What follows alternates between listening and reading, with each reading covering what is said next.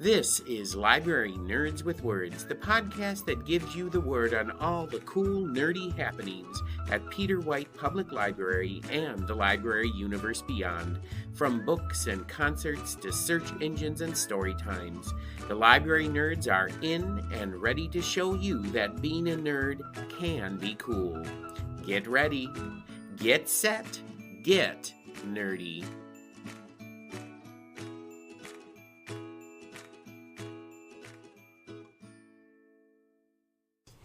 Welcome back to Library Nerds with Words, the podcast that gives you the latest word on all the cool things happening at Peter White Public Library and the library universe beyond, straight from the mouths of the people who know it best, library nerds. I'm Marty, Adult Programming Coordinator for Peter White Public Library, and joining me today at the Nerd Poll are everyone's two favorite movie nerds, Amanda Pierce from the Teen Zone and Ben Sargent from Tech Services. Welcome back to the podcast, Amanda and Ben. Wow, you don't sound. You look more excited about what you have sitting in front of you. None of these movies were. There was one movie. No. Okay. Well, I'm always happy to be able to sit down and have a little ho-ho holiday movie talk with you guys. It either kindles my holiday spirit or crushes it completely. Amanda has crushed my spirit a few times with some of her opinions. We will see how it goes this year. Of course, at PWPL, the holiday trees are glowing, the Pierce Christmas Village is twinkling, and the winner of Merry Movie Mayhem was Home Alone. It couldn't get any better, really, except for Home Alone 2. Next year. Yeah. According to Izzy's class, Home Alone 2 won in her classroom. See, the kids, the new generation, they're beginning to understand. Yeah. Because it used to be, not to go off on a tangent, but it used to be like, people were like, oh, it was trash. And now it's getting like a real, I've always, entire time you've known me, I've always said Home Alone 2 was the movie. And and when you said that, I went home and I watched both movies back to back. Home Alone and I was 2 is like, better. I was like, yeah, Home Alone 2 is a better film. It really is. But just, there are people that they'll just never, they just will always pick an original, which is fine. Whatever. And Home Alone is great, too. No, I'm not complaining. Home Alone is a great movie. But if you're listening to this, next year, let's get Home Alone 2 across the finish line. Or it needs to be Home Alone 2 against It's what, a Marty? Wonderful Life. And that's what it's got to be. Now, did It's a Wonderful Life lose in the first round back-to-back years? No, it lost in the second round. It lost in the second round this year. It lost in the second round because it was up against... I think it was up against Krampus or no. Wait a minute. What was it went down against? in the first round. I think it went down in the first round. Yeah. What was it up against this year? Nightmare Before Christmas. Yeah, remember? Nightmare Before Christmas went down, I thought. No, it went down to Home Alone 2. To Home Alone 2. Oh. Wonderful Life lost out. Your first round. Well, you know what, people? You need to step up your game here. Beloved Miracle on 34th Street beat out Scrooged. Okay, that I understand. Okay. To A Christmas Story. But it's got to be It's a Wonderful Life. Well, you got work to do. You got to get the word out, Marty. Believe me, I'm going to be putting It's a Wonderful Life in every single podcast script for the next year. There you go. Somehow. You're just gonna show it early. Show it 3 or 4 times. I'm gonna show it. I'm gonna have Christmas in July, and we're gonna have It's a Wonderful Life and Home Alone 2. There you go. That's what it's gonna be. Okay. All right. Anyway, wow, we're off on a tangent already. It's going to be a good episode. All right. But before we start talking Royal or Hollywood Christmases, we have to play another round of Word on the Nerd, the game where I find out a little bit more about my guest nerds. And you all know how this goes. I'm going to ask you 3 library nerd questions, and you have to answer them for the listeners. So, Amanda and Ben, are you ready to play Word on the Nerd? We're ready. All right. Let's do this. This is going to be a little game of Would You Rather, as always. I'm going to ask you 3 Would You Rather questions, and you have to truthfully answer them for the listeners. And all of today's questions have to do with holiday hijinks in some way. Okay. Or not. We'll see. So here's your first question. Would you rather share a ham dinner for Christmas with Miss Piggy? Okay. Or would you rather share a Christmas dinner of frog legs with Kermit the Frog? That's neither. That's uncomfortable. No, you can't do neither. I can't do frog legs. I've had frog legs. They're fine. They taste like chicken. It's a matter of who you want to consume, what you want to consume in front of you. Question: Are they consenting? Are they They are going to be themselves when you do it. Oh, Miss Piggy's not going to be pleased. Nope. I would rather take Miss Piggy and just listen to her, complain and yell and I feel like scream. she'll complain either way. Yeah. So I will say the ham. Okay. Yeah. Because, like, I think that's more justifiable. Because, like, people have ham for Christmas, right? Right. Yeah. So it's like, oh, you had ham. Well, that's normal. Well, Miss Piggy was there. It's like, well, what are you going to do, Miss Piggy? Mm-hmm. Frog legs I mean, is a little more... what was she eating? Oh, she was eating the roasted chestnuts. And they were pretty sure she was cooking a bird over the stove. They were, yeah. Yeah. Well, we'll get to that. Yeah. But I feel like if you're eating frog legs in front of Kermit, that's like you're doing that. That's like, on purpose. That's on Because they purpose. look like frog They legs do. still. They do. And Whereas a ham, yes, it's from a pig, but you just, Yeah. it's fine. It's fine. Ham So you is gotta easier. say ham. I go with ham as well. Plus, All I don't right. want to let Kermit down. Exactly. That's depressing. All right. Well, the questions may get a little harder, so here we go. That was a Second hard question. one. Would you rather watch a Hallmark Christmas movie starring Adam Sandler, or would you rather watch a Hallmark Christmas movie starring Chuck Norris? I know, right? Adam Sandler, because he's funny. He's been in like. Adam Sandler's got like pretty good acting range. He's been in serious. He's been in Yeah. funny. I would go Adam Sandler too, because Chuck Norris is just going to break. Keep the change, you filthy animal. And that movie's just going to be bad. You just Sorry. swore! One. That's fair. one. That I barely thought I counts. think that when you said I could say. No, you cannot say the S word. Okay, anyway. See, you should have just acted like nothing happened. Now you brought attention to it. No, because then if someone hears it and complains to Andrea, then I get it. Well, I just assume you put a funny sound effect there. I will put a funny sound Have some effect there, things but I have to You can remember. use this. You can use the little clip from when the bell rings. How many times are you going to hear a bell ring this episode? Chuck Norris is just going to break every time a bell rings. An angel gets its wings. Just put the dinging in there. Okay. Anyway, There you And go. plus, Use like- little dinging sound, Marty. There's the movie's got a better chance of being good with Adam Sandler. okay. All right.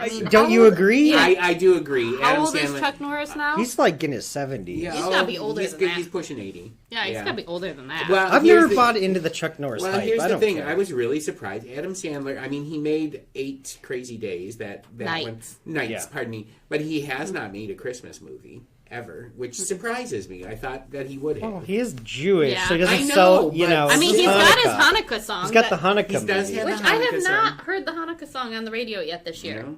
Usually you hear it at least once. Well, I mean, and Andrea Marsh did not put in 8 Crazy Nights as one of her suggestions for the Merry Movie Mayhem this year. Well, So maybe it'll come back next year. All right. Well, here's your last question. Mm-hmm.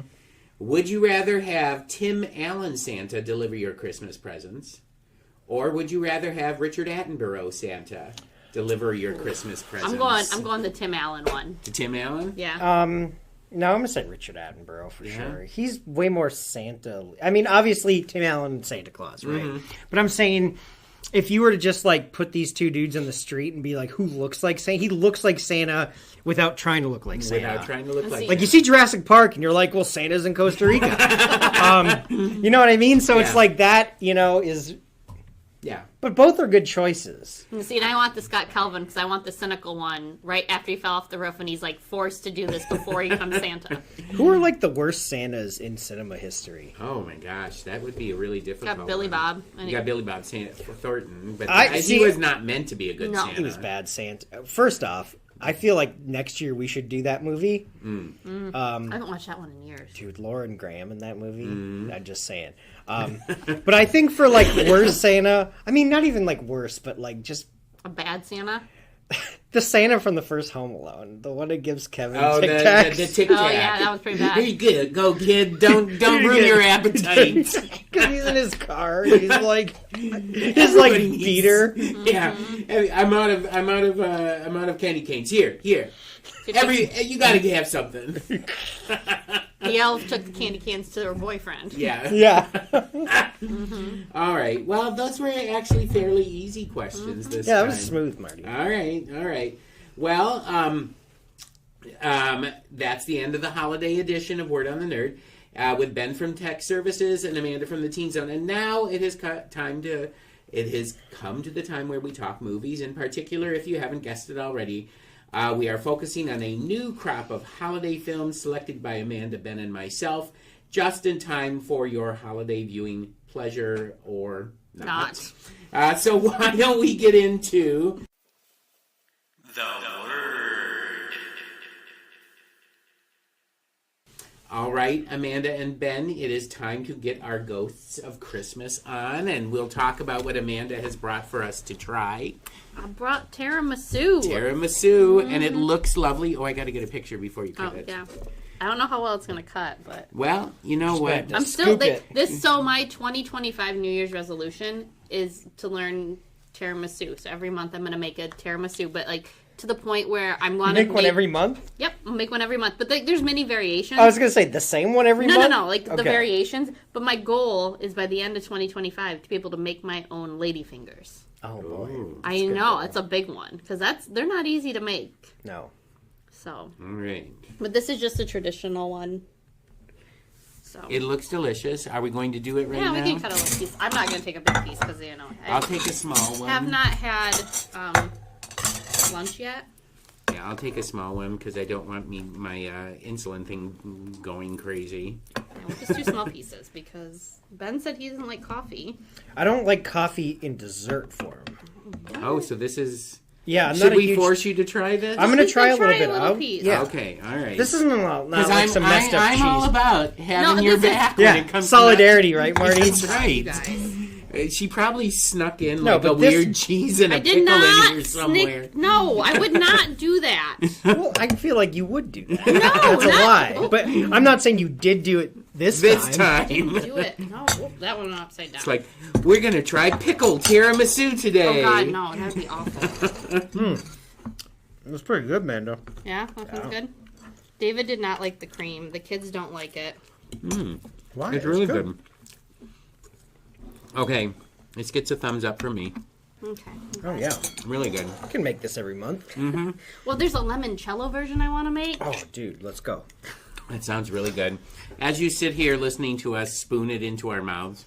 Well, I've had it before where it's so strong of coffee flavor. Yeah. Okay, so like I use Marissa's daughter sold that coffee for Costa Rica. Mm-hmm. Oh, yeah. And so I got the espresso beans. Mm-hmm.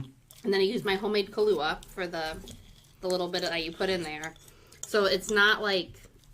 And you literally just dunk them in. Mm-hmm. So like my fingers are covered in coffee. So I'm like dunk, and then... I do have to get better about the cream in the middle, though. Super, super good, though. Okay. Really like it. Mm-hmm. Better than a cheese board? I don't know about that. I mean, as long as the cheeses are safe. I mean, there is technically a cheese in this. Mm-hmm. There's mascarpone. It's really good. Mm-hmm. All right, let's get talking about movies. All right, let's talk about movies. Where should we start, guys? Oldest first. Are we going to talk with the worst to the best to the worst? Let's go in order. Okay. Chronological order? Okay, so the oldest one's from 1940. Yep. Jimmy Stewart. He's back, Marty. Margaret Sullivan, Frank Morgan from The Wizard of Oz. Yes, indeed. A shop around the corner. So, Amanda's still eating. So. I know she's got a lot to say. Let her keep eating, and so she doesn't say anything about this I didn't movie. like it. Of course you didn't. Me and Marty, over here. Let's talk. Ernst Lubitsch. Come on. I mean, he's a fantastic filmmaker. So, and his scripts. I mean, he wrote and directed the movie. Yeah. And he's really, his reputation is about this witty repartee back and forth, really quick dialogue. You see that right at the start of the movie, yeah, you too. do. Mm-hmm. And I mean, you think a regular movie script is about 120 pages long. This movie script had to have at least 200 pages in it. It was just dialogue. Really, they didn't fast. stop talking the entire movie. Right, very talky. That was the style. Do you like it? I do like it. Still, me too. This is a good movie. It's a really good movie. Amanda's shaking her head over well, it. and it is, Amanda. Whether you like to believe this or not, that's fine. You guys can like it. I just don't. I don't care for Jimmy Stewart. Whoa. Okay, I'm going to put a little thing. I'm going to block that one out too. Oh my gosh! I just don't like the movies. Like you've tried twice now, and I'm just like, no. Well, we're not going to give up on you. No, Amanda. we're gonna do an all Jimmy Stewart movie. He's had so many classics. I mean, come on. Anatomy of a Murder. How can you not? I've never watched it yet. Oh, what? You live here? Okay, I'm not from here. I moved here. You're aware But of you're its from significance. Michigan. I understand the whole premise of it. Okay, yes. well, we're going to do... You will like Anatomy of a Murder. Everyone likes that movie. That's a quality movie. Yeah. And anybody who doesn't like that movie... No. That's like a courtroom. He's not... He's old. He's not like... He's old. Well, that was Probably in his... his, like, 40s. That's his last Oscar nomination. But anyways, back to this movie. It's just a delightful rom-com. That's all it is. That's And- all it is. Nothing and to be and- I know, mad And at. it's this it's- whole thing. it's- You got to keep in mind that You Got Mail is based on Yeah. partly on this movie, It's Shop Around the Corner. Now, when I was doing my research about it after I watched it, I mean, people sort of question whether it's an actual Christmas movie or not. I don't think it's... Just because, And again, they say, it takes place well, at Christmas. that's the argument that they make. It's I like don't- it's it sort could've- of like It's a Wonderful Life. They call it a Christmas movie because it ends on Christmas, and I was like, no, it starts on Christmas, ends on Christmas. But let's not even get into it. I mean, it could have taken place any That's other n- time of the year. That's not an argument we've done. We've been through done that. that. I know, but I'm That's just not saying. a Because if you valid make that argument. argument, But there was clear- no Christmas magic about the whole thing. you don't Like, have to have Christmas magic for it to be a Christmas movie think you because need to have they some type find of- each other, they fall No, in love. that's what it Yeah. is. Like if you Christmas do love. that, Manda, then so many things I know. aren't Christmas movies. Then Yeah, because one of the Christmas movies that I think both you liked, I'm holding my opinion back, both of you liked that we watched this year. I mean, if you want to talk about Jane Seymour and all that, could have been set. Oh, that could have been any any time of the year, yeah, The any other Steel time. Day But or you something can, like that. but you can say that about basically any Any- Christmas yeah, movie yeah. that doesn't have Santa in it. Right. Yeah. And right. I think I don't know. Again, I'm not a fan of the black and whites. I'm just Manda. not. Like I'm trying. I just You're not trying hard enough. Okay, well we're gonna work on you. But so the premise of the movie is that Jimmy Stewart has a whole group of people that are working at the name of the shop, and I can't remember. starts with an M. Yeah. They say his name So many incessantly times. in the Yeah, movie, yeah. Mr. Whatever. They work. It's like a leather goods shop.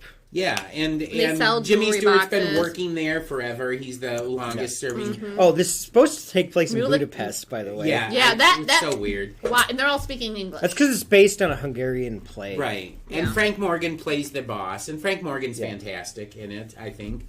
I gotta look up his name because it's gonna drive me Is it crazy. like Keep Mu- talking. Mu- It's Mullen- Mer Mar- something. Merchik. Something with a check. at the- Marchek something. Yeah, Here, I'm gonna get it right here. and then Marino Sullivan comes in looking for a job. Margaret Sullivan. Margaret, sorry. Margaret Sullivan comes looking for a job, and she sort of pushes... Match a check. Match a There check, you go. yeah. See, we knew something with the check. So, anyway, and the shop is struggling, Yeah. and Jimmy Stewart's trying to turn it around and everything like that, and Margaret Sullivan comes in and is looking for a job, and literally just sort of pulls off something and gets hired. And at the same time, Jimmy Stewart has started this like pen pal romance. Yeah. That was something in the paper. I Right. guess it started. Yeah. Like he's like, oh, this is the fourth letter we send. He's talking. You know what's gonna happen. Yeah, absolutely. I mean, it's not like it's unpredictable, but when Jimmy Stewart and her are going at it at the store, they literally it's like oil and water in the Yeah. store. Yeah. They can't stand each other. And then there's these like near misses where they figure, They're you kind think they're of gonna, thinking. Yeah. they're kind of thinking it. And then of course at the end, we get a happily ever after, and the ending is at Christmas time. Hence, it's a Christmas movie, and and everybody lives happily ever after, and it's a lovely hour and a half of Went by like brown this. can. Yeah, it's really It was fast. quick. We'll give it that. It was very quick. It moved quickly. That's the only positive thing you're gonna say about it. Didn't like it. I didn't like 4 of the 5 movies. Oh boy. That was. I can agree with Really? you on at least. I mean, the We'll get there. Yeah, We'll get there. Like, I'll get there. all I right. mean, there was one. There's one clear winner this year, and that is it. Yeah, there's a clear best. There is a clear best. Although I will say this, that shop around the corner. It's really high up on my list this year of what I like. How are we going to rate these this year? Oh, what should we do? Can we do little Christmas Debbies? The little Christmas tree Debbies? Okay, Christmas Out of five Little Debbie Christmas trees. Right, Okay, that's a good. Little That seems like a that's good one to do. I like that. Okay, I will give it 3.5 Little Debbie Christmas trees. I'm going to give it 4 Little Debbie Christmas trees. I really like it. It was a fine movie. I didn't like it. I'll give it 3. Okay. Oh, well, That's not terrible. You got to give it 3 because there's movies we did that are worse. Yeah. I didn't like it, but it's still a decent movie. That's a So good. see? That's a good base. I will. You know what? You've surprised me with that Didn't rating. like it. You know, but you do recognize it's worth though. Yeah, I mean it's fine. It's a great. If you like black and white films with a lot of dialogue, romantic comedies, then you're gonna like this movie. There you go. See, Set at Christmas. Yeah. So, Okay. All right. So that's the next first one is. I'm just doing math and. I don't remember what we. Okay, so the next one is the winner. Yep. Not that we picked them to try to rank them. We tried to do ones we hadn't seen, ones. But the next one, and ones that we hadn't talked about already. yeah, hadn't talked about. And we like to do a version of this if we can. Yes. So this was Muppet Christmas Carol. Amanda's favorite Christmas This is like Carol. my favorite Christmas Carol. No cheese for the Mises. No Yeah, cheeses it for is the cheese. Like Mises. the lamp, not the rat. Yeah, it's. I mean, Michael Caine as Scrooge. I mean, He's really good as He's fantastic. great. He plays it like everybody's a human actor. Yep. And like he just doesn't care. I did see, I think I sent it to you. There was something on Instagram that says, with all these rich people nowadays, we just need 100 Muppets to pop out of the corner when they walk out of a shop to sing about how terrible they are. Yeah, yeah. And I'm like, oh, Scrooge. That's my favorite song in the movie. So it is. They do turn it into like a musical. They do. I mean, there's musical versions of A Christmas There Carol. is, But it's not a as musical. good. I mean, even the movie Scrooge. I think that's what it was. The musical Scrooge. The one we watched last year with Ryan Reynolds? No, that was No, Spirited. That was Spirited. Spirited. No, I'm talking about the one with Albert Finney playing Scrooge back in the 1970s. Yeah. Which has some really good songs in it, but the songs actually I think are better in this movie than In the they are in Muppets? that They one. are, yeah. Did you watch the extended version with the song with Belle? I love that version. Yeah. Yes, that's the only My one I kids do watch. not like that song. David got so mad last night because he was at a meeting, and I came home, it was like 7:15. Like, guys, switch it to Muppet Christmas Carol. I need to refresh for the podcast tomorrow. David walks in the house. He's like, what the heck is this? He's I'm seen like- this thing like I'm 100 like, times. you've seen it? He's like, yeah, but I haven't seen it this year yet. And I'm like, well, this is my second or third time watching it this year. I won't tell you that. Yeah. I had not seen it in years. And it's fun to watch it and just be like, well, which Muppet's going to play this character? Yeah. Yeah. Like the two people getting the donations. You know, it's Beaker and Bunsen. Beaker and Bunsen. Yep. Sam Eagle rolls in as like the headmaster. Yeah. My favorite line is where Rizzo turns to Gonzo when it gets spooky, like the ghost, and he was like, "Ooh, that's kind of scary. Should we be worried about the kids?" And Gonzo goes, "Nah, this is literature." It's like, Well, and Gonzo's like, and I'm Charles Dickens, and I'm Rizzo the Rat. wait a minute. Yeah, Rizzo the Rat. Rizzo's is like just great. playing himself. Kermit, of course, is Bob Cratchit, and Miss Piggy, Mrs. Cratchit. and then When she can't Robin remember is which- Tiny Tim. And she Robin. can't remember which one of her kids are which. Yeah. I love that. Like, so it's just like all the Cratchit kids. It's like Robin the Frog is Tiny Tim, and you have Kermit, Miss Piggy, and then the other kids are just smaller versions of Kermit and Miss Yeah. Piggy. Yes, yes, it's great. Belinda and what is it? Belinda and Bettina. Bettina. I'm Belinda. I'm Bettina. Whatever. She's shoving chestnuts into her mouth. I thought those were when my father came home. So, and obviously Statler and Waldorf. Yep. They make Jacob and Robert. Okay, They turn the so- Marley into two. This Right. is real bad. And that's one of my favorite songs.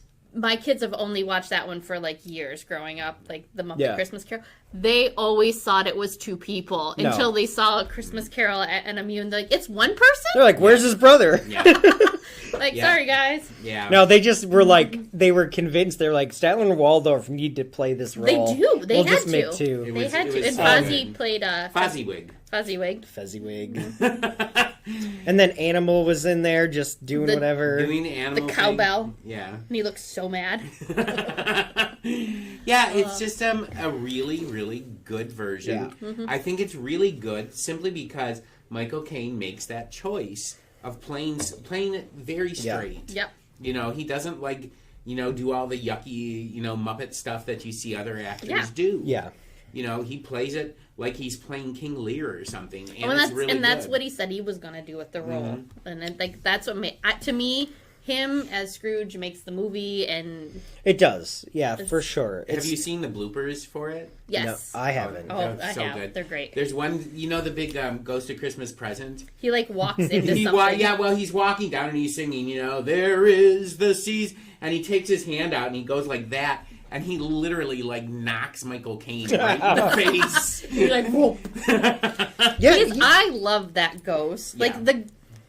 All three ghosts are great. The past. She's creepy. Yeah. My kids don't like her, but Ghost of Christmas Present, just huge, and it gets smaller, and then Izzy calls it the trash bag ghost, but that ghost is scary. The trash bag ghost. Well, because to her it looks like a big floating trash bag. It is, yeah. But that is by far one of my favorite representations because it's just so big and ominous, and you just get the pointy finger. Yeah, and in the book, it's really just a finger arm deal. Yeah. That's why, we did it a couple years ago. My favorite version is the 1984 one. With George C. Scott. With George C. Scott. He's the best Scrooge. It really is, true to the book. Because the book is, pretty serious, actually. And it's really short. It is, yeah, but it's like a social commentary, and all of Dickens, if you ever read any Dickens, he grew up in that. That was most the time. of his books were written for causes, or they were, to expose he was stuff. an activist, and and they were really bleak, and I think the George C. Scott one really captures that, because but if you read Bleak House, man, bleak. You read Hard Times, hard, they are, because it was bad in London in those Victorian times. The inequality was really bad, and I think that he had visited some kids working in a tin mine, children, single-digit children, and that's what made him write this. But yeah, this is a great version, super fun. I will say that the version with George C. Scott has my favorite Ghost of Christmas Present, just because there's this one line where, they're watching the Cratchits, and, Scrooge, George C. Scott asks about Tiny Tim, and the Ghost of Christmas Present says, if things don't change, he's not going to be here next year. And he was like, but, he delivers that famous line, the surplus population, why, if he's meant to die, then he should do it and decrease the surplus population. And George C. Scott looks at him and says, you use my words against me. And he's all wounded about it. Yeah. Use my words against me. And the Ghost of Christmas Present says, you should think about what you say, because in the eyes of God, you could be more worthless and less fit to live than millions like this poor man's child. Yeah. And he delivers that line so well. And that's very much the sentiment of the book. Yeah. I think the Michael Caine is perfect for a Muppet, whatever. But I think if I'm being very nitpicky on Scrooges, if we're ranking Scrooges, in the book, and then in the George C. Scott one, and in the Alistair Sim one, Scrooge, Michael Caine kind of turns it around quicker than it's supposed to happen, because Scrooge is very defiant. Basically, he's supposed to be really defiant up until he sees his grave. Right. Yeah. You know what I mean? So, Yeah, Michael Caine starts to have some remorse towards the end of Christmas Present. He does, yeah. You can see he's turning around, which is fine.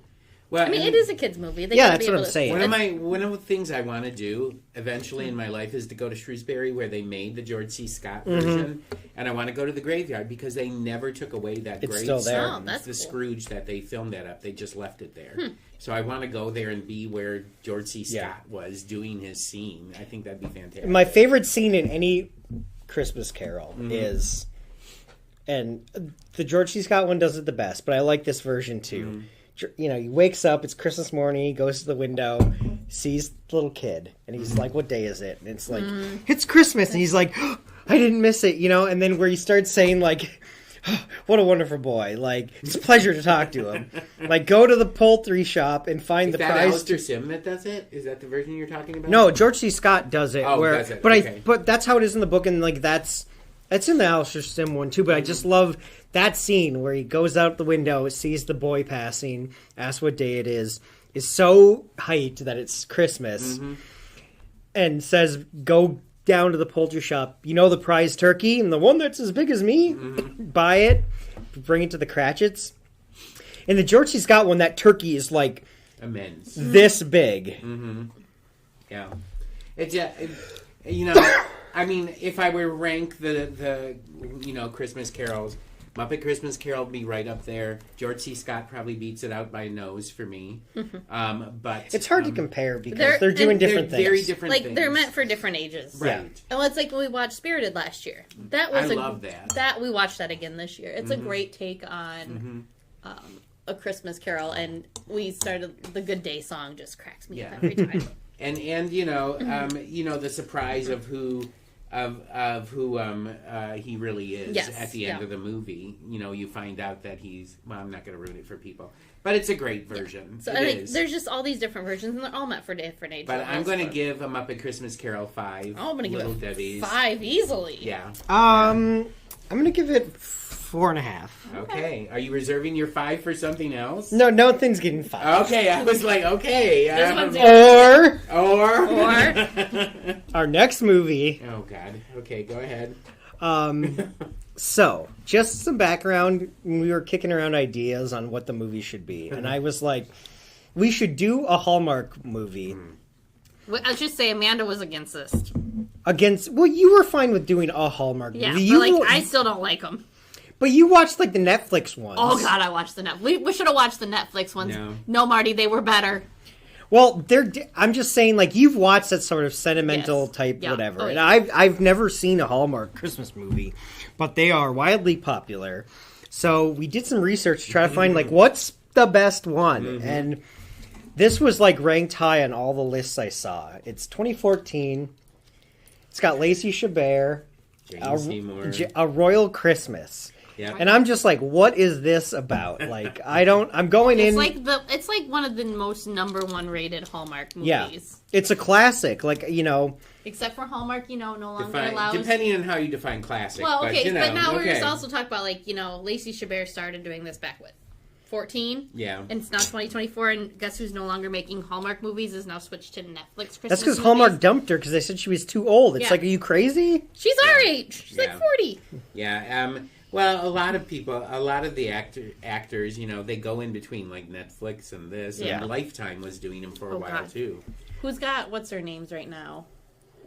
Candace, what's her name? Oh, we're not going to name her. No, but, like, she had a ton of Hallmark ones, too. She was their girl. And then for they a long, dropped long her and then picked up Lacey, I think. And so, well, her and Lacey were doing a lot at the same time, I think that Lacey's a better actress. Yes, 100%.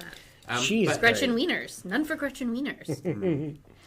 Anyway, yes, it's a Royal Christmas. So I'll let you guys talk about this one. So I don't know what Amanda has not told me what she thought of it. So, it was a Hallmark Christmas movie. It was fluffy. I watched it right after watching A Shop Around the Corner. I just did a double feature that night because I finally got my Hoopla working. So it's on Hoopla and it's free. Yeah. And you can check it out with your library card. And I was sitting there watching. I'm like, oh, it's The Prince and Me with Julia Stiles. Yeah. Which I liked that movie back in the early 2000s. I just kept laughing the entire time. I'm like, how much more can Jane Seymour make this Duchess or whatever her Natasha? She's a queen. No, Queen Isadora. No, but the evil ex-girlfriend. The evil ex-girlfriend. Oh, Natasha. Look like her even more. To the red hair, everything down, and everything poor little Lacey did. She just got like... Should we explain what's happening? Okay. Yeah. So basically, Lacey's playing this girl named, I think it's Emily. Yeah, it is Emily. Because I just watched it, From Philly. Yeah, Marty had it on when I came in. From Philly, and she works in her dad's tailor shop. And she's making her own. She wants to make her own clothing. She's a budding clothing designer, but hasn't gotten her break yet. But she's got this boyfriend. She does. Stop it. She makes dresses. And hoodies. Dude, she's got a, just as an aside, there's like some dress in this movie where when she's at the palace, and I think one of the maids or something, and then she was like, yeah, I made this. And I was like, you made that? Because it was like, she had that thing on, is what I will say. She had it on. Yeah. Okay, so she's got a boyfriend named Leo, and he's in Philly doing study abroad. He's like this British person, or so we think. He's foreign. He has an accent of some sort. And he's got a British accent, but everyone in this land has a British accent. But they're all supposed to be in the south of France. Yes. Because, well, hold on. So Leo is supposed to spend Christmas in Philly with her family. Her dad, her mom's gone. Her best friend. Her best friend. And they've been together about a year, and everyone's like very like, he could be the one. I really like him, and even the dad likes him. So like you're like, oh, this is very charming. but first you have to suffer. First you have to get through a pancake product placement breakfast. Oh, that is one thing I'll say. Did you clock that? It was blatant. At the very start of the movie, he shows up and he's got a Walmart bag, and the camera like zooms in on it, and then it's like, we're just having breakfast, and then there's like a can of Folgers coffee, and it zooms in on that, and I'm like, oh god.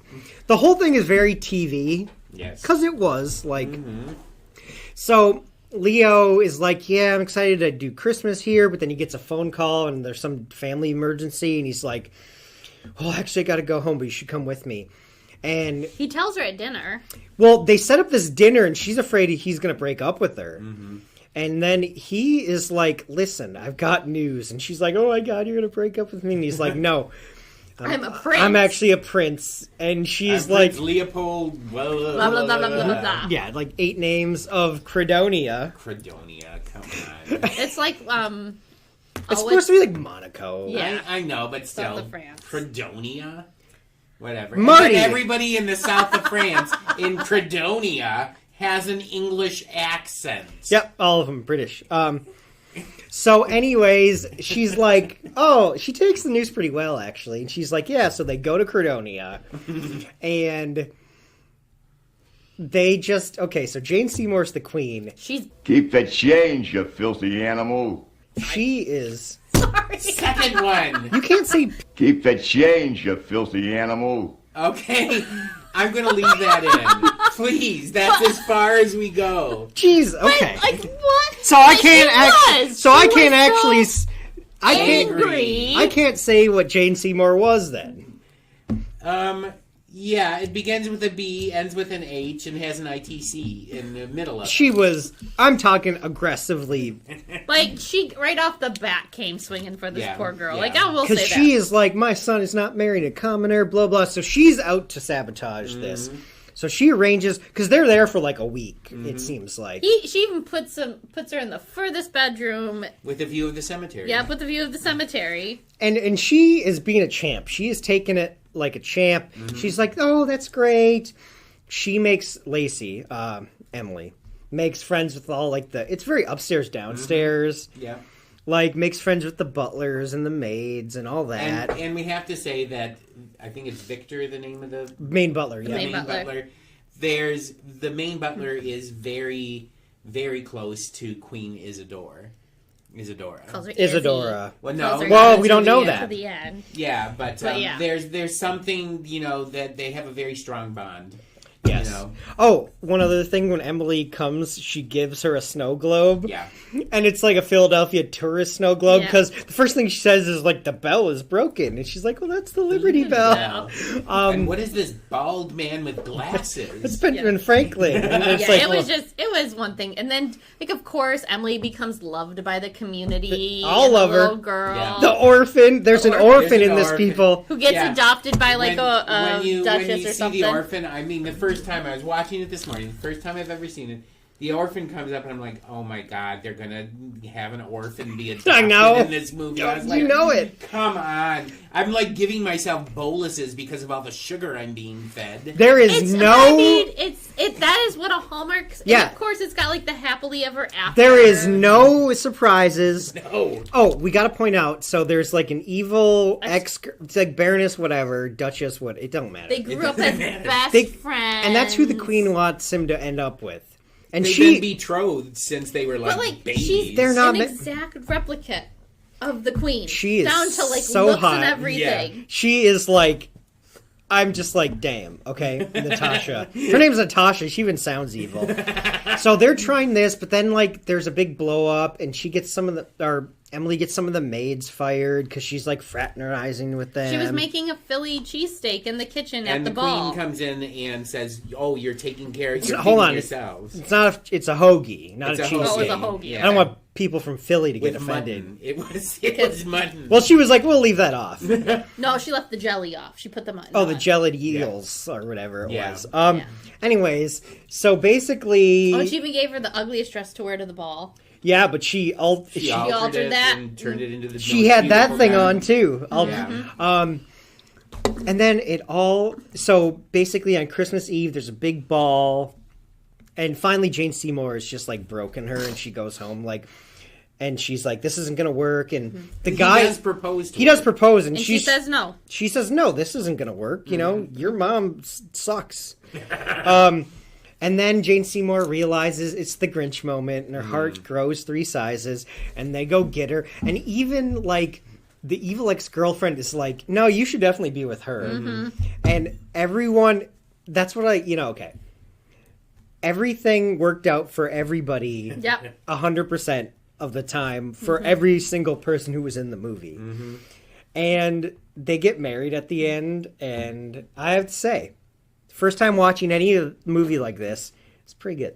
I mean, it was a typical Hallmark movie. Well, You can see why these work. Yep. Well, and you left out one important detail at the end of the movie after Jane Seymour hears what Emily says to her son and says that, I'm a commoner, whatever she says it.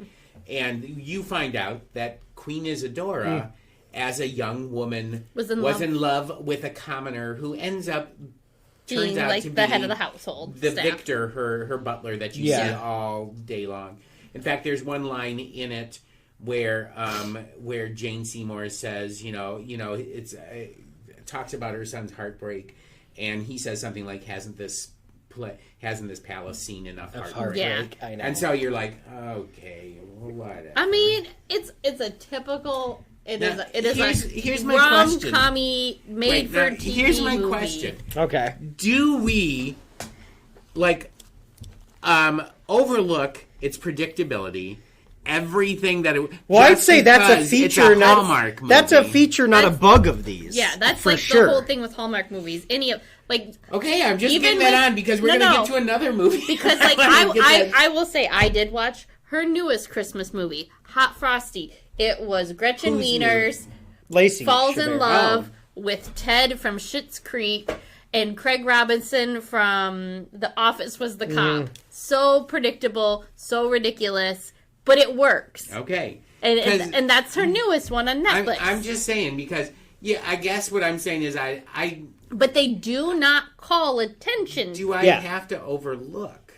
Yes, you do, because it does not call attention to Yeah, this. we'll get to this in the next one. I know we will, but I just But I'm just saying they got the formula. Yep. They do it with every Hallmark movie. I was watching a review on the Kansas City Chiefs one. Oh, yeah. I sent it to you too, Yeah. I think. And I'm just like, that one apparently is bad though.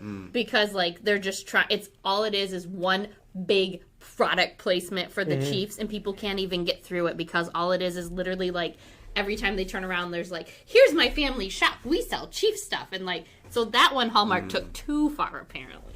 Well, I will say this. When I was done watching it, well, actually, it was before Andrea went to lunch. We sort of watched it together, and then she took off after the moment where he confesses his love and whatever.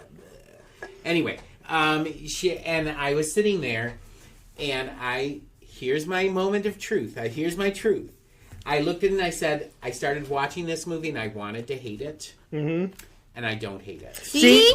I was coming into it thinking this is going to be absolute garbage. Yes. I'm going to just on the podcast, I'm just going to they made it impossible to hate it. How can you hate a movie? You can't hate this movie. You cannot hate this movie. One, I didn't think that the acting was horrible. No. They had decent named actors in this one. The acting was pretty good considering, because there's some other movies we'll talk about where the acting was not nearly this good. And like the next two. Mm-hmm. Hey. Okay. Hey. Anyway, yeah. So I'm going to rate this, and this is I really. This sort of grinds my gears. Begrudgingly, you're gonna do it. You're gonna do it. How many Little Debbie Christmas tree cakes? I'm gonna give it 3. See, that's where I was gonna give it 3 too, because Yeah. for the predictability for what it was not a halfway bad movie. Yes. This is 4 1/4 Little Debbie Christmas tree cakes. Wow. I don't know what you guys. How did I come out with the best score on that? I don't know. I don't know, but I mean, all the other ones. You know what? Because I have to save my lower rankings for a couple of movies that are coming up. So I'm going to crank mine up to 4. Oh, no. I'll crank mine up to 4. I'm still staying at 3. Yeah. I'll crank it up to 4 because there are other ones that we're going to be talking about in just a minute or so that just, are not good. So anyway. All right. Marsh is back. Marshy's in. in. Marshy, you need to have some tiramisu. We just finished talking about Royal Christmas. Keep the change, you filthy animal. That's not going to catch. That you won't just catch swore, and so have some tiramisu. Yeah, say hi to the people. Royal Christmas was good. And I was telling you about it this morning, right? And I said that when I said to Andrea, I said I wanted to hate this movie and I can't. You can't. She said that's exactly what Ben That's said. exactly what Ben said. You're like, the formula was spot on. Everything was Hallmark. Super light and fluffy, going into it knowing that it was a Hallmark movie and it was going to have a happy ending. There was going to be a good guy, a bad guy. She rated it lower than us. I said it was a 3. Do we talk about costume design on this podcast? Yeah, we can. I talked about her dresses. What? Like, are we talking about the Queen's dresses? I'm talking about Lacey's I dresses. give them they Lacey's did dresses. really good jobs with all the costuming. I thought the Queen was showing too much leg. So I feel like that. It's Jane Seymour, for gosh You sakes. know, but you don't shouldn't- judge Credonian customs. What is wrong with you? I know it's a tropical Your privilege climate. is showing. Yeah, your privilege is showing you are an anti-Credonian, and we're going to get letters from Credonians. Yeah. I didn't know I was going to be put on the firing wall. I don't think a queen should show You don't a have knee. to worry. They don't have firing squads in Credonia. They couldn't even They get don't the have guards. guns in They couldn't even get the guards to laugh. No, the little nutcrackers. They did smile at the end. They Yeah. did smile, yes. They did. Which of course they did. And I was watching it and I was like, waiting for it. and I was like, right when like the wedding was starting, and I was like, you know what? I guarantee you, I was just to myself, I'm like, $1 million is going to snow. And it did at the end. And And they're they like, smiled. it's a Credonian miracle. Credonian Christmas miracle. Because, of course, earlier in the movie, they set it up. They're like, it hasn't snowed in a zillion years. Yeah. That's so Hallmark. Oh, It is. man. They know what they're doing. Yeah. So Anyway. I was surprised. Carry on. Okay. All right. So I'm cranking mine up to 4. You got 3, 4 1/4. You said Yeah, we're doing it out of Little Debbie Little Christmas Debbie tree. Christmas cakes. That's what Christmas we're tree doing. cakes. All They're right. not as good as I remember. They're still Well, good. it's nostalgia. Actually, I will say this: Little Debbie Christmas brownies. They're cosmic brownies in the shape of Christmas trees. Mm-hmm. They're really darn good. Okay. All right. So, what's the next movie, Ben? Well, let's do the Hollywood Christmas. Okay. Now, This one is going to break my heart because I really liked this movie. you can defend it. We're not didn't like it. not judging you. I will say straight up, did not like this movie. For one reason. For the whole reason. Which is just ridiculous. No, it is not ridiculous. What is the one reason? The voice of the assistant. Yeah, that's David, not. no. That hold on. No, that is hang not. on. David walked in the house while I was watching this movie, and he's like, "What are you watching?" I'm like, "For the podcast." He's like, "I'm out," and I'm like, "Why?" He's like, "That voice." Okay. Yeah. Well, hold on. What I will say is, this movie had way more problems than that. There are way worse things. Why don't you, Marty, explain the movie? You picked this. I did pick this because it's a Hallmark-esque movie. It follows the same formula. It's not. It was on Max. It wasn't Right. made by It was Hallmark. It was financed by Max and HBO and everything. The formula, which they mention many times. Many times. Mm-hmm. So basically, the premise of this is that there's this woman who's a director of Christmas movies for like a Hallmark-esque channel. network. Like right? their whole job. That's all she does. That's all she does. It's all she ever Christmas wanted movies. to do. Right. Because of her grandmother. And so what it is that you see the movie starts out and you think it looks like a regular kind of Christmas Hallmarky movie, and then you get this feeling that they're filming the scene and everything like that, and then it turns out that the director, I wish I could remember Jessica, thank you.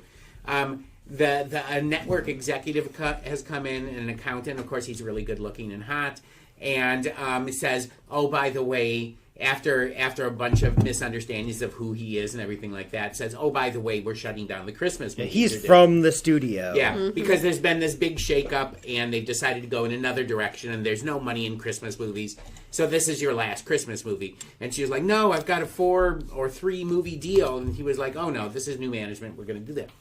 So now you've got it set up, and basically the formula is there, right? For the Christmas movie, it's like a Hallmark movie. You know, you have the man and the woman who are against each other on opposite sides, and eventually, you know, the guy is won over because he's like thinking Christmas movies are ridiculous, you know, nobody wants to see them anymore, predictable, all that.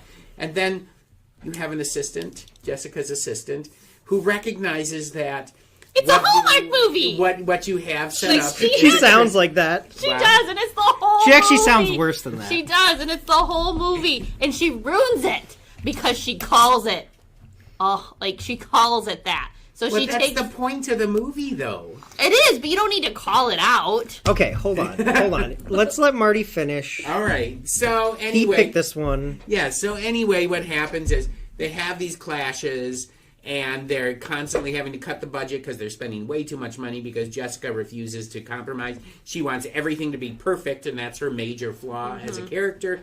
Is that And the she always assistant wants calls out again. calls it out again. And everybody knows it, though, except Jessica. You know, that's the one thing that drives everybody crazy about her, is that everything has to be exactly perfectly the way that she wants it to be. And, of course, it ends up being something from her childhood where she had a very bad home life, and the only time that she was really happy is when she was with her grandma watching these movies. So this is where it all comes from. And eventually, of course, executive accountant for the thing. Who was that actress? That played Jessica? No, the woman. assistant? Yeah. Or you mean the studio head? The studio, yeah. I That thought was she Missy- was really good. Well, that's Missy Pyle. yes. She's the only one I recognize. Yeah. She's actually been in stuff. Yes, that's who it was. She was in Dodgeball. Yes, she was. So yeah, eventually what happens is that the guy is won over to Christmas movies and realizes their worth, tries to help her out even though she has zero budget. So they somehow pull it together, create a Christmas miracle, are able to film the last scene, which is the most important scene in the whole movie, where they have to have a Christmas celebration, a town Christmas celebration. The network executive ends up singing in them. Well, because she's like shut it down and everything like that. And then Jessica comes up to her and says, "Can I talk to you? Why do you hate Christmas?" And she's like, "I don't hate Christmas. Did something happen to you?" And it turns out that the movie executive was, as a little girl, was supposed to sing a solo in a Christmas pageant, and the new music teacher cast his daughter in that solo, or her daughter in that solo, and So she didn't get it. kicked her out, and she never got to sing. So Jessica says, "You have to sing in this movie," and she's like, "No, me? I can't sing. I'm not a singer." And of course she does it, and the whole thing comes off without a hitch. And the movie executive, the head of the studio Christmas division, says, "We've got to do this. Everybody needs Christmas movies," and they're going to keep it going. And it turns out that the guy that was the accountant, you know, it's always better for a Christmas movie if there's royalty involved. So he went to Princeton, you know, so he's a prince. Which You know, the that assistant says. Yeah, exactly. And everybody lives happily ever after. Jessica gets a 4-movie deal out of it. Well, They're and then gonna keep it going. the two actors in the movie that they're making fall in End love. up together, and everybody's happy, you know? Now, it follows the same formula as a royal Christmas. But the problem is it calls it out throughout the movie. Yeah. So, okay, let me go. Okay. Here's the problem fundamentally with the movie, Marty. Is Okay. This assistant calling this out all the time in the movie is like a huge problem. If this movie would have been way better, you know, the assistants, like if you were watching a movie with some really annoying person who kept telling you obvious stuff the entire movie you're watching with them, you would be like, this is bad. That's what, like, it does. Like, imagine Royal Christmas, where Lacey Chabert's friend was like the whole movie, like, ooh, this is like a movie, isn't it? Like, you know, he's a prince. This is like a movie. But that's the point of the movie. But it's not smart enough to be. It doesn't. No. It's just a rip-off Hallmark movie, and of like making a Hallmark movie. It's not smart enough to pull that off, and it's really annoying. Like, they should have not said anything and because everyone can infer that. Mm-hmm. And it would have been kind of a cool idea to have like the director of a Hallmark movie getting her own Hallmark movie moment, and like having this lady talk the entire movie about it is like insulting, and like it just really hurt the movie. It's like a fundamental flaw of the movie. Mm-hmm. Like the movie like doesn't work because of it. Because like it's like we know that it would have been nice to have that unfold, and then but just, you know what I mean? Like, I agree with Ben on this one. Like it, because the assistant's like, your flaws, you're perfect, and I'm like, oh my god, just shut your mouth. Yeah, it's never a good idea in a movie to have a character like say directly to the audience basically of what's happening in the movie. Which is what happened in this. Now, this is an argument. Okay, I get where you're coming from. But if you use that, then Clarence in It's a Wonderful Life saying, strange, isn't it? No. You know, you don't know how many lives you touch until, you know, when you're gone, it leaves an awful hole.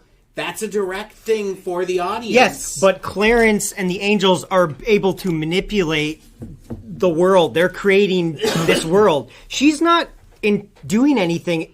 All she's doing is, you know what I mean? Like, she is not a Clarence. She's not an angel. She's just like the assistant. She's got a really annoying voice and just. Okay, let's leave the voice. Let's leave the voice. Okay. No, because she didn't need to talk that much. Like, she ruined the movie. Like, because every time she talked, it was like, oh, it's a this, oh, it's a that. Like, no, just stop. The voice obviously was very high pitched. Like, I don't think it was that bad. I'm just saying what she was saying was way worse. She just needed to keep her mouth shut. I'm just saying what she was saying was way worse than how she sounded. I'm just saying, like, that's bad. Just ruined the movie. Here's a question, though. And I'm still gonna play devil's advocate here. No, go ahead. Here's a question.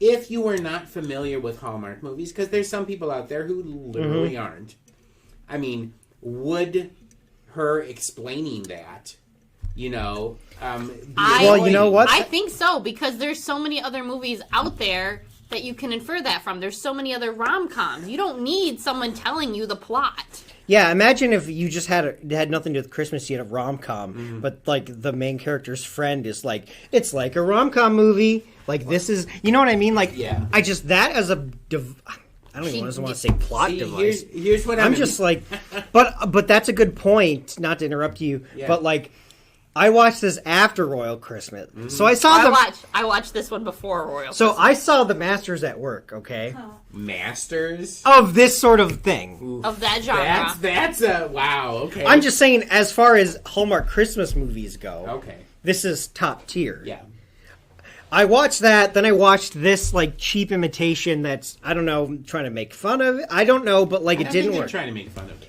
I think they were trying too hard. 100% trying to. Yeah, I think, like, imagine you're writing this script and you're like, because the idea and the reason why we did it, because you explained it, and like the premise was interesting. The execution didn't work, and that's my thought on the next movie too. All right. Well, I will say this in my defense of liking this movie. I was really sick when I first watched this movie because I had COVID. It's what you needed at the time. I was sitting at home on the couch. Everybody else was leaving me alone because they didn't want to catch COVID, right? So literally, I binged all these very comforting Christmas movies, and this was one of them.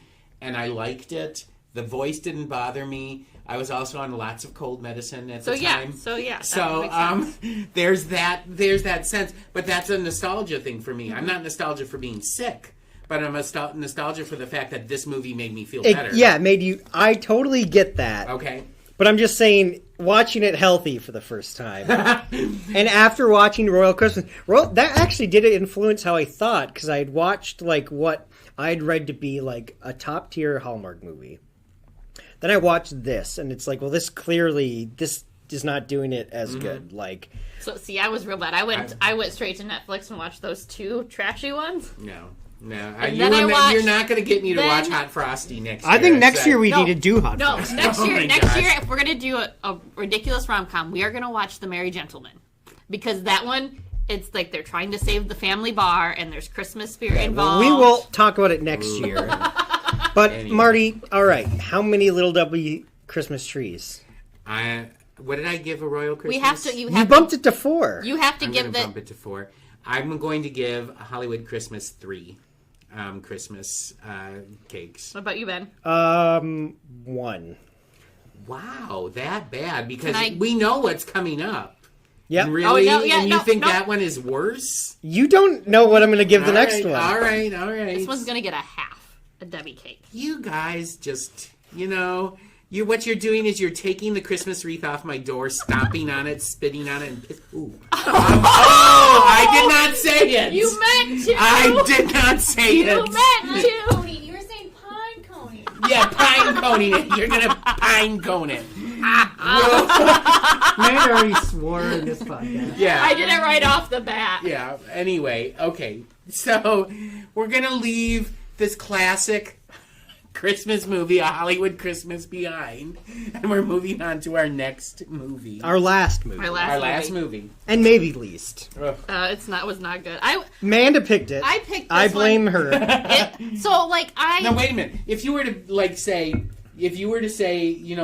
Amanda, who would you be more angry at? Amanda for picking this movie or me for picking A Hollywood Christmas? You know what, guys? Let me just point this out before we get into this. Okay. You picked a Royal Christmas. And I was the one who suggested Muppets. Mm-hmm. Yes, that's fine. So, the 2 best of this thing were... You've got me to think... I have nothing against you. All right, so I loved the movie Freaky.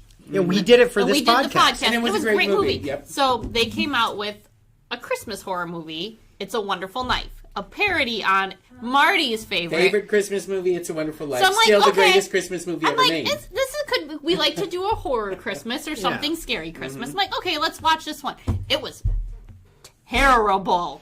It was so bad. It was so bad. Like, I'm sitting there watching this, I'm like, I'm not drunk. How am I going to finish this off sober? It was By hard the to way, watch. what I did was I paused it and I drank and then watched the rest of it. It had a great premise. Like, here this girl survives. I don't even know if it's a great premise. I mean, a decent premise for a horror movie. It doesn't... It has is a great title. It has a great title. But so I'm like, here, she survives these murders on Christmas Day. She loses her best friend. And she saves her brother, and then 1 year later, she's still super depressed about it. And then she, the Northern Lights... Her family are terrible, by the way. Yes, they are. Yeah. The whole movie. And so, 1 year later, the only good one is her aunt. Oh, yeah. Her aunt and aunt's wife. Mm-hmm. Their one-liners are great. Yep. That is the only 2 people that I like. Joe McHale, who I usually really, really like. And Justin Long was just terrible, and Joel McHale was terrible. Justin Long made a creative choice. He did. That was a weird creative choice. And Joel McHale, who, if they had let him be Joe McHale, I think could have saved a little part of this movie. He didn't have to be... that could have been anyone. Yeah. Yeah. So... She survives the murders. 1 year later, she's out and, feeling sorry for herself because here her dad just gave the brother this huge truck, and then here she gets a pink Juicy Couture tracksuit. What the hell? She looked good in it. Well, yeah, that's fine. So she makes a wish that, she makes her wish, and then all of a sudden the Northern Lights come out, and she's transported to this different timeline, and then the murders are still happening, and she's like, I know who the murderer is, and then all of a sudden, it's just one thing after another, and, there's one person who's, listening to her, weirdo. Bernie? Yeah. Yeah, but they called her Weirdo, and... I really liked her. I liked her character, too, and then, they end up in the movie theater, and everybody's being murdered off, and then, can we spoil it? Yeah. There's no way that you could spoil this movie worse. It's just a spoiled movie. Joe McHale ends up being the murderer in this alternate timeline. Her dad. Mm-hmm. And then she makes... But is he the first murderer? No, Justin Long's character. Justin Long's in character. the original. No, but I'm saying, like, even in this alternate version, didn't Justin Long do it? Yeah, Justin Long was Joe doing McHale it. And then he held it over him. Right. Yeah, they're business partners. Yeah. It's important. Yeah. Justin Long, who's like... The Mr. Potter of the movie. Just really gross and creepy. It was a terrible movie. And then, I mean, not even saving grace. It was nice to see her and Weirdo get together at the end. Yeah. That was sweet. It's like, oh, she remembers what they all went through. That's not enough to say. No, this not enough. Movie. But, like, I was like, Freaky was so smart and how they did, like... It was very fun. It was fun. This was just terrible. Just absolutely horrid. And I'm so sorry. Well, and here's the thing. I think that if they had just made this without the music, without the magic or anything like that, or the alternate unit, if they had just made it literally a good slasher movie, I think it would have been fine. I think it would have worked better. Because, this sounds bad, there wasn't enough murder in it. Yeah. Like, there was not enough blood and gore and murder to make it a horror slasher movie. Well, I don't know. I guess I thought that the level of slashery was fine. I just think, like, the execution, first off, like, you gotta think, like, the movie starts and, like, there's all these characters, they don't explain who any of them are. Besides the friend and the dad, the grandpa. Yeah, but you're like, there's, like, a ton of people, and then Justin Long's being creepy, and he goes and talks to this old guy, and you're like, okay, what's happening? And then all of a sudden, boom, murder's out of nowhere. Yeah. And it would have been... you knew who the murderer was off the bat. Right, and then, like, the first time there's murders, like, the first Christmas Eve, there's, like, a ton of murders all that night, and they all happen in, like, 2 minutes. Yeah. Because they were all at a party. No, there should have been one murder, and then everyone's scared about and talks about the murders, and then another one picking them off, like Scream. Yeah. Like, this was a whole batch of murders, and then it skipped to the next year, another batch of murders, and it was just like, no, this isn't how a slasher movie... Right. Like, it needs to, like, build up. Right. There's no build. No, it was just... There was no bad. build. It was all there. And here's the thing. I think that they could have referenced It's a Wonderful Life much more smartly than they did. And it was like... You know, because what I wanted was the showdown on the bridge between the angel, you know, the guy who's going around killing people is dressed as like a white angel. He's dressed as an angel, and he's going around killing people. And, you know, they missed an opportunity. Yeah. They really missed an opportunity. I mean, in an alternate kind of reality where this movie was good, you know, which doesn't exist. No, it was terrible. What should have happened is that everybody in the town, I mean, there should have been, like Ben and I have talked about this, there should have been murders leading up to this. Yeah, there's no tension building up. Right. I mean, but he did have, like, so there's that whole scene in the alternate place, like, they're coming to kill him, the Justin Long character, and he kills his own brother and puts him in the angel and, like, strings him up. Yep. And I was like, oh, man. That was really dumb. There was that one really weird moment. The naughty or nice thing that they were doing at the end. That was weird. Like, Justin Long is there, and basically he's telling people, oh, you really messed this up. And he's having people killed in front of the entire town. I didn't even know what was happening. No, but their eyes were all glazed over. And then all of a sudden, like, the spell was broken, and then they, like, murder him. It's just, right? Yeah. He falls off the stage, or somebody pushes him off the stage, and then they start kicking him and beating him up. It's like, what is going on? I mean, honestly, in It's a Wonderful Life, I mean, lots of people criticize Frank Capra for not showing Mr. Potter getting his comeuppance. You know, I mean, that's an opportunity that if they had just either followed It's a Wonderful Life better, or maybe It's a Wonderful Life had played through the movie where you see parts. I was really super bummed that wasn't playing at the movie theater. Yeah. I mean, that would have been smart. Yeah, it's like, I mean, they could have even put Justin Long's character in a wheelchair and have the killer, like, push him down into the river and let him drown. I don't care, you know. It was bad. It was terrible. I'm so sorry. You don't have to apologize for a bad movie. You didn't make the movie. No, but I picked it. And actually, honestly, I was excited about watching it because I wanted to see it last year when it came out. I thought, okay, this could be really good. It's a Wonderful Knife, you know. The premise could have been great. Right. It just, The execution is terrible. Which is terrible. The premise is good. The execution terrible. sort of like for you guys, Hollywood Christmas, the premise is good, the execution is terrible. Yeah. So, I mean, I'll start this out. I'm giving this no Christmas. No, you gotta give it something. Give it Because I was gonna give it nothing. But I will give it a crumb of a Christmas. Well, I was gonna say one small bite of one little that's Debbie. That's what I was gonna say, like a small nibble of a Debbie. Do they have like little things on the little Debbies? You know, like a sprinkle? No, Yeah, you can eat the tree stump of the little Debbie. Oh my god. Yeah, we're talking like 1/10 of Of a bite, one yeah. little Yeah, Debbie. it's Not just good. not weird. Do not watch this movie unless you are incredibly drunk, because even then it's not going to be good, but it will be better. You know what movie was way better? What? Slaughterhouse. Actually, Slaughterhouse was a better film. Yeah, it was a It was good a much movie. better. Did we do that one for Yeah, Yes, we did. did. Yeah, we That's right, did. we did. See, the thing with Slaughterhouse I'm waiting is for that Slaughterhouse 2. you know in Slaughterhouse what you're in for. Yep, you and do. they deliver it perfectly. Yep. And A it's a wonderful Karen knife. killer sloth. And it's a wonderful knife. You go into it expecting something, Yeah. and what you get is complete crap. Yeah. That's the big problem with it. Yep. It was not no It was buenos. it was a terrible movie. Not a terrible choice, because I mean it's not bad that we're talking about bad movies. You know, No, but like it could have been so much better. it could have been. Yeah, it could have been so much better. And you know, when we think next year of movies that we're going to do at holiday time, Ooh.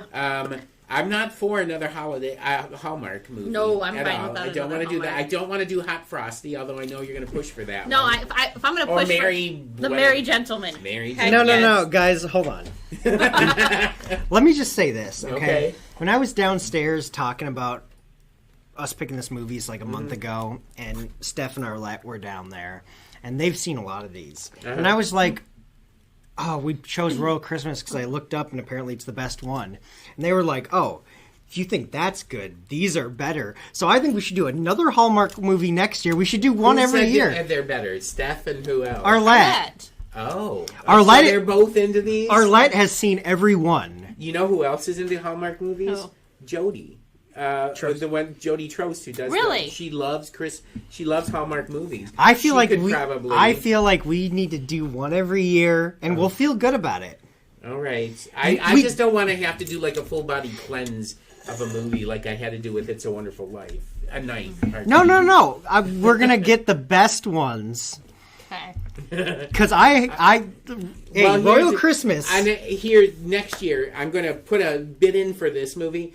I want to do It's a Very Muppet Christmas because it doesn't take off on It's a Wonderful Life again. Okay, So we that'll can be I do good. that haven't. one. Where are we gonna find it? It's on HBO. Is it on HBO? It's on. I saw it. It's either on Prime for free or HBO for free. Or I've got- something. I We think- can find it. Yeah, it's available. We work at a library. We can find anything. I could not find a DVD copy of it. Well, I'm sure I it think you exists. can stream it. You can definitely Okay, stream it. what was it called again? It's a Very Muppet Christmas or I think something we like that. had I've that never copy. seen it. Yeah, I it's- remember. Whoopi Goldberg plays God. I all right. very, very, very vaguely remember watching this. David Arquette plays the Clarence Angel in it. And When did it come out? The 90s? 2000 It was and on TV. A It was on Very TV. Merry Muppet Muppet Christmas. That's it. Okay, and I only remember this because this is the year of my parents' divorce. Oh. And I remember watching it with my mom in the really, really bad apartment we lived in. Okay, and Apparently it's on Prime. yeah, I told you. All right, And I'm going to Joan, have to go and look Joan, this up. Joan Cusack plays the bad Mr. And on Potter Peacock? person. Yes, Hang on, I got Peacock on my because phone. NBC was the one that produced that movie. Oh yeah. Hang Okay. on, I'm pulling it up Well, right now. listen. Anyway, I want to do. We have to like do it. I think you're gonna like that movie. Oh, yep, here it is. So you Well, got I something guess- you can watch. I then. guess we're going to watch. Maybe we'll watch. Not tonight. We have a Christmas party to go to, but maybe. My Anyway, kids want to that- watch Red One too, so Oh, maybe we'll watch that I'm and Red staying One. away from that one. My sisters, who I don't think they listen to this podcast, so it doesn't You're- matter. you're good. Have terrible taste in movies, and they said, "Oh, this is really good." I think it'll just be a fun. My kids will like it. I don't know if I'll That's like fine. I'm not going to. I'm not going to inflict that on myself. So, anyway. Okay. So we got a couple. See, you're already getting plans for next year in place. yeah. So, well, there you have it, faithful listeners. That's the word from Amanda Pierce from the Teen Zone and Ben Sargent from Tech Services and myself on holiday movies that you should watch or avoid. I think we had a mixture of those this time. But I can't let you disappear up the nerd chimney just yet. We need to do one more thing. Andrea loves it when I do those kinds of things. We have to talk about books that have been keeping us up all night or distracting us during the day. It's a little thing on the podcast we call Off the Shelf. All right, guys. What books are you going to recommend for us? Well, I think I did this every year, but just if you haven't read Christmas Carol, read that. That is it's a good one. That's all Absolutely. I got. Okay. Christmas Carol by Charles. Oh, hold on. But I had someone this morning recommended this book, and I think it was by John Grisham. It was called Skipping Christmas. Skipping Christmas. And they said it was like a banger. Okay. Oh. It's a really good. Actually, I think it's follows the formula of A Christmas Carol. Well, I just heard this person said it was great, and I will say that one. Okay, so there you go. It is. I have a copy. I was going to loan it to you. I have a copy in the office somewhere. I'll give it to you. I have mine right here. But anyway, yeah, it's a tiny one, A Christmas Carol. It's a very small book, like A Christmas Carol. It's not a big book. It's called Skipping Christmas by John Grisham. I'm going to put that in our podcast notes because that's Andrea's recommendation of a book that everybody should read. So what is your recommendation? I have not been reading at all because I've been too busy. So I'm going to go back to one I read earlier this year. I'm going to recommend Women and Children First. Women and Children First, okay. By Alina Grabowski. Oh. Here, I'm just going to show you the book cover. Okay. They did it for one of the book clubs here. Just a second. Heritage, yeah, that one. It was such a good book. Every chapter is told from a different woman or child's perspective, and it's about a murder that happened in this town. Okay. And it's really hard to describe. But it was really, really well written. It was really interesting. I just highly recommended it. Well, I'm going to recommend a book that we are reading actually next month for All Booked Up. But it's if you're looking for a relief from anything that's going to be happening in January, and that might bring you down or give you a dark mood, whatever. This is the book for you. It's Happy Go Lucky by David Sedaris. Okay. Really, really funny. So good. Andrea and I were listening to the book on the way to TV6, and we were laughing. I was listening to it yesterday in my car, and I was laughing so hard I had to pull over because my eyes were watering. Have you ever been to one of his talks? No, but they have, like, in the audiobook that I'm listening to, they have, like, him reading it in front of people so you can hear the audience reacting. 2013, I was at PLA in Indy. January 13th, and he was the 2025, closing speaker. for I episode 1 laughed so of the hard. new year. It was so but until good. that David time, Sedaris, he can take a situation. and have a He has an wonderful essay in this book, holiday Happy Go season. Lucky, about Merry his Christmas. father dying. That was so funny. It's unbelievable. Thank you for listening to So, Library Nerds with Happy Go Words. Lucky by David Peter White Sedaris. Public Give yourself a Library's treat weekly over Christmas podcast, or at the beginning of giving you the January. word on what's Read it. cool at the It's a library. really fantastic book. The theme for so the there you go. podcast is Happy Those are some Clapping by recommendations John from Marty. Amanda, Ben, Used Andrea, and courtesy myself of Pixabay. on books that you should This pick up. episode was written and off produced the by shelf. Mark Nacketts and sponsored by And we have come to the end of this holiday movie Until roundtable next of week, Library Nerds with pick Words. up a good I want to book. thank Amanda Pierce Listen from the Teen to Zone some and Ben good Sargent music. from Tech Services for Watch joining a me good today. movie. But never fear, fellow Library Attend Nerds. Ben and a Amanda will great be event. back in 2025 And remember, for Season 5 Library of Nerds the are the podcast. coolest. And just a little note to our faithful listeners, Library Nerds with Words is going to be taking a brief hiatus before we kick off the new season. Tune in on Monday,